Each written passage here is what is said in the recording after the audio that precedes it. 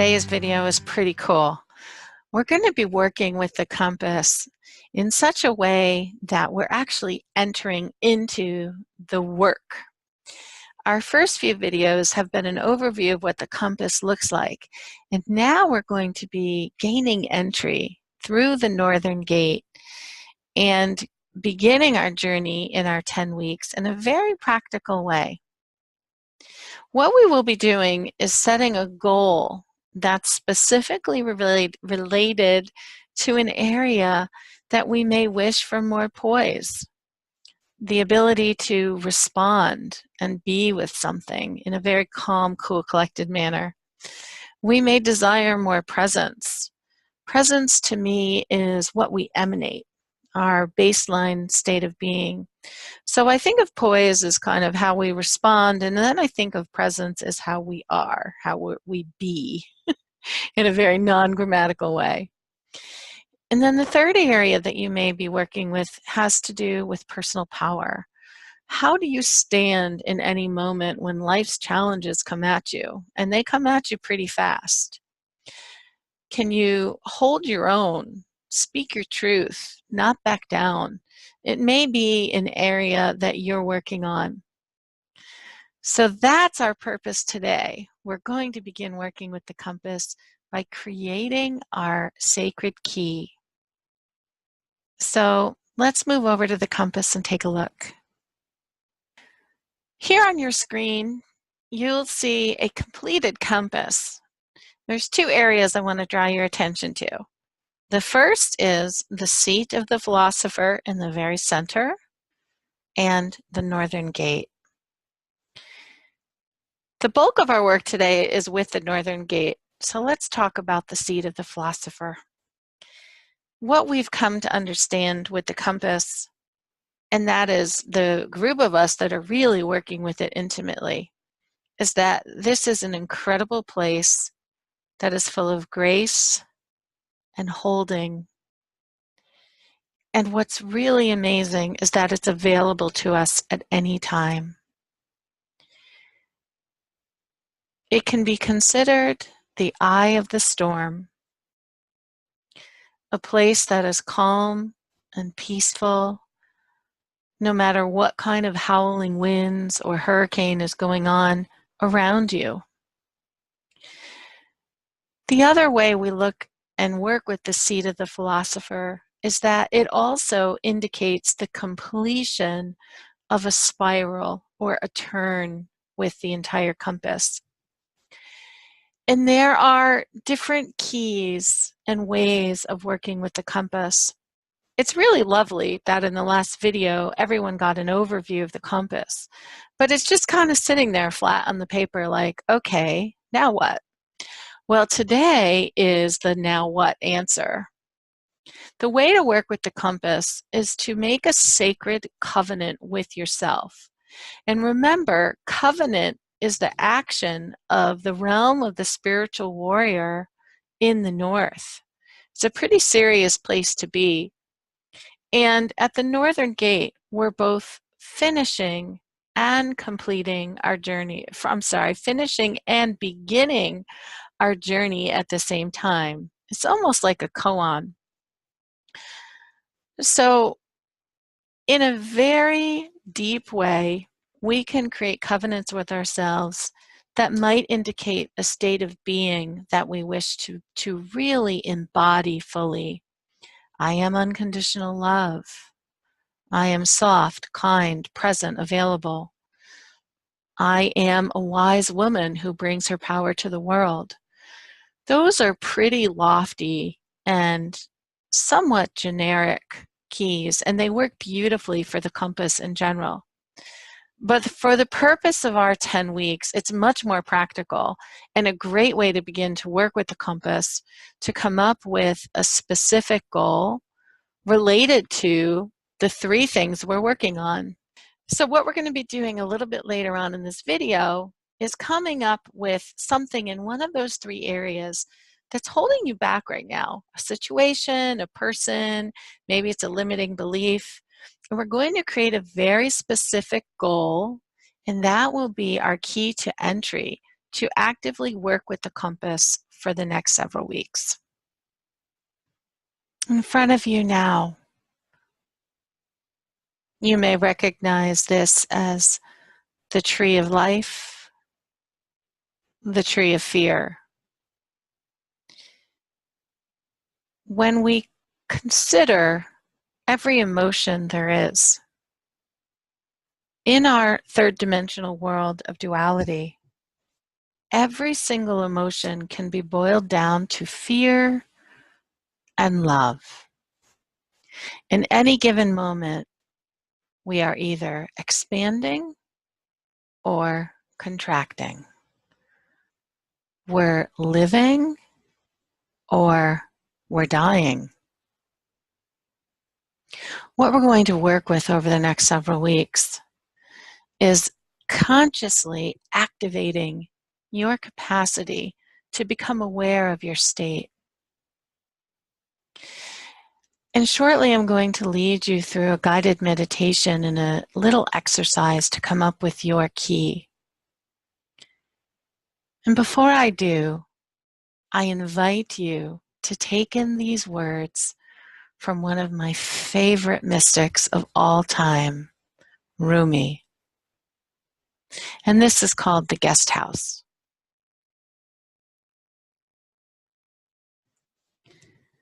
This being human is a guest house. Every morning, a new arrival. A joy, a depression, a meanness. Some momentary awareness comes as an unexpected visitor. Welcome and entertain them all, even if they're a crowd of sorrows who violently sweep your house empty of its furniture. Still treat each guest honorably. He may be clearing you out for some new delight. The dark thought, the shame, the malice, meet them at the door laughing and invite them in. Be grateful for whoever comes, because each has been sent as a guide from beyond.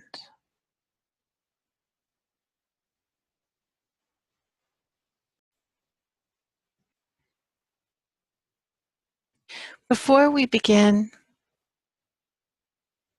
our guided exercise, you'll need a piece of paper and pen. So I invite you to pause the video and go get that if you need it, and then come on back. Okay, here we go. In any given situation, there's a concept of flow, of being in the river of energy of life and not fighting. When we fight a situation and we don't accept it for what it is, we suffer. Pain in our human experience is not optional because of duality.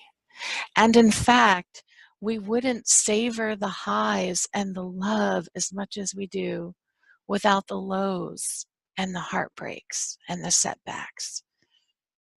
Our human experience is designed for contrast.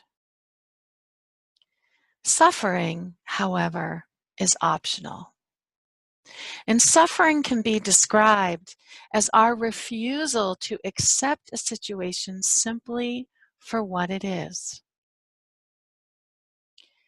So as you look at this image of this exquisite school of fish, I want you to just close your eyes now, or alternately, take a really deep, penetrating look at this photograph and the beauty of it, the energy of it, the flow, the harmony, and for me, the wonder.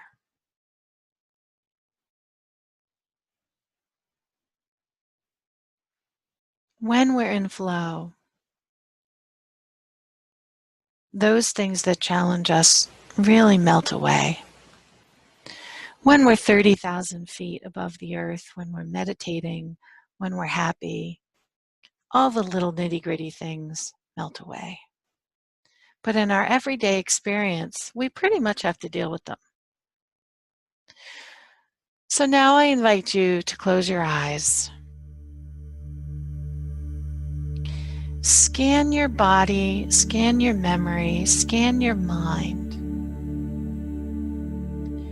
And the first or second thing, or maybe even the third, that come to your awareness as a current situation where you go into contraction, where you're in fear, where your energy is dying at any given moment, I want you to reflect on those top 1, 2, or 3 things.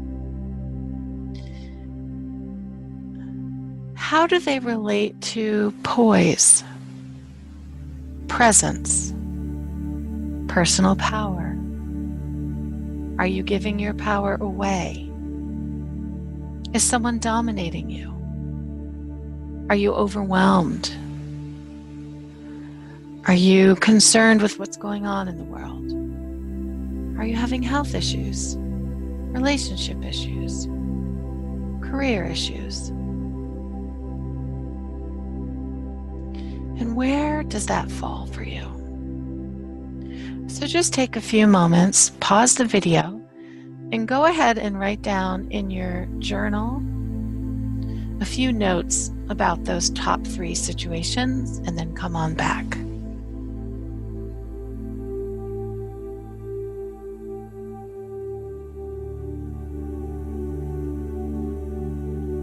Welcome back. Now you're taking a look at 9, 10, 11 layers of mountains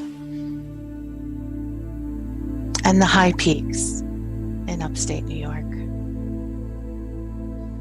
The place we want to get to is a little bit like this: expansive, colorful, vibrant, buzzing. So now that you've cataloged a few things that are kind of bugging you right now, or not working for you, or worrying you, take in the energy of this image, and now just close your eyes and imagine what life would look like on the other side of this situation. How would you like to be? What are some adjectives that you can describe for yourself? I'm not attached. It doesn't matter. I love them anyway. I'm actually free from this. What brings you relief?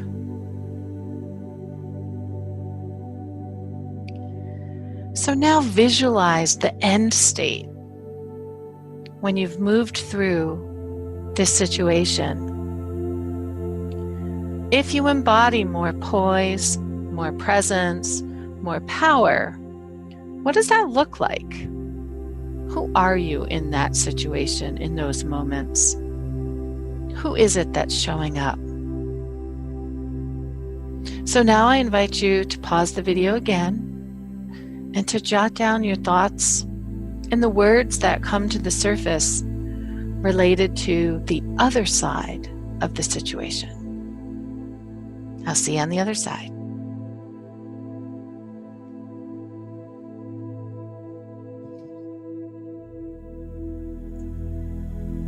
Welcome back. Now we're taking a look at the compass. Very similar view, different place on the property. What I want you to do is to put together a structure of a sentence that begins with I am, and then piece together some of those adjectives directly related to one of those situations, and construct a sentence that you will use to enter the gate at the north. The actual compass on the property, you can see here, this is due north. There's this beautiful, beautiful, tall, skinny rock, and there's a little bit of opening in our circumference. This is the northern gate that students actually built in the summer of 2018. So take a few moments now and construct a sentence that feels really good to you. Some state of being that you want to embody by the end of this 10 weeks.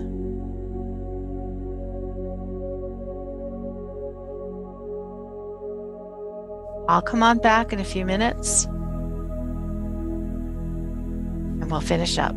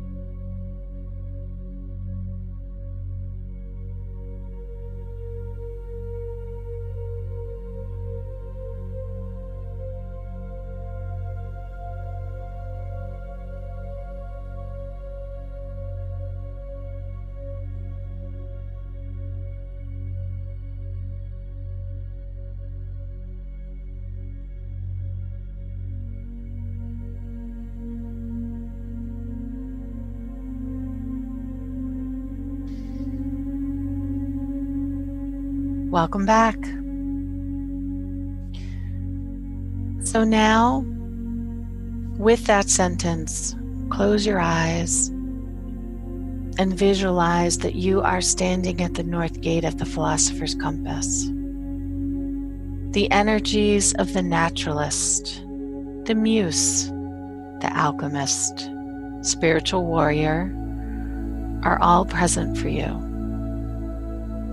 And I'm standing in the south, and I'm holding my arms wide open, palms up to the sky, and I'm holding this powerful space for you to make your declaration and enter the compass.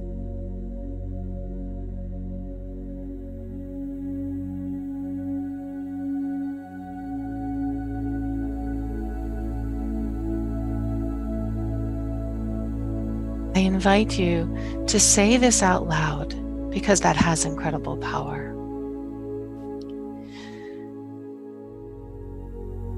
After you've made your declaration, please know that you have just created a covenant with yourself, with me, and with everyone who is living the compass, both before us, now, and who comes after us. And this is you with you.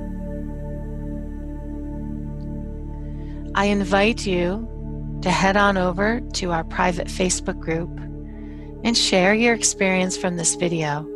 Share with other students what your key is for this course and fill in maybe a little bit of the situation.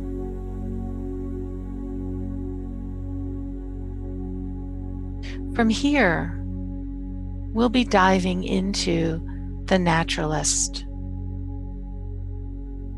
For now, feel free to explore the compass on your own You know the overview, you know the essential qualities. Just see where those issues pop up for you related to your key. What are the main areas where you need to work through what's holding you back? I want to hear from you. I want to see it on Facebook. Thanks so much. And remember, be grateful for whoever comes, because each has been sent as a guide from beyond.